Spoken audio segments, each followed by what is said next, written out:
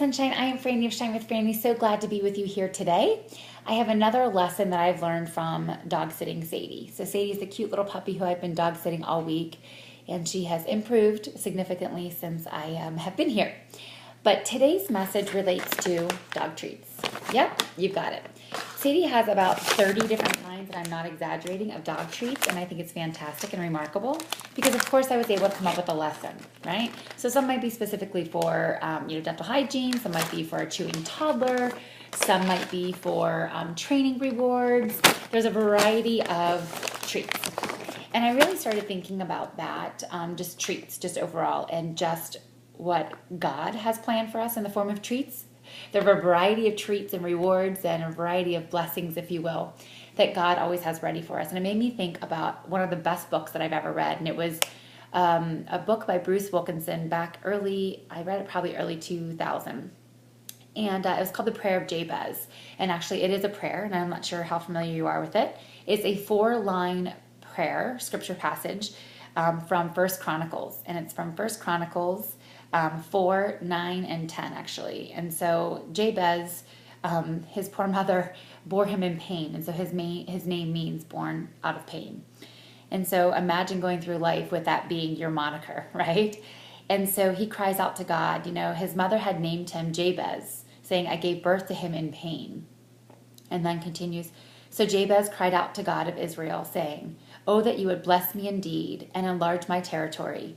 Let your hand be with me and keep me from evil.'" So again, I'm going to read it. "Oh, that you would bless me indeed and enlarge my territory. Let your hand be with me and keep me from evil."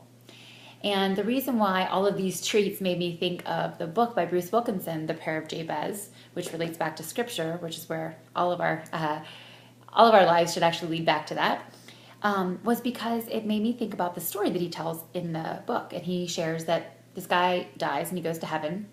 And he's with the angel, and they're in this big, huge room, and there's all these filing cabinets. And of course, this is not real or scripture-based, but it was a good analogy for me to anchor my new soul in, right? And he goes back and he says, well, what are all these individual files? And he says, "Oh, well, they're all the blessings that God has for all of his believers." And he was like, "Wow, is there one for me?" And he says, "Absolutely." The angel says, "Absolutely."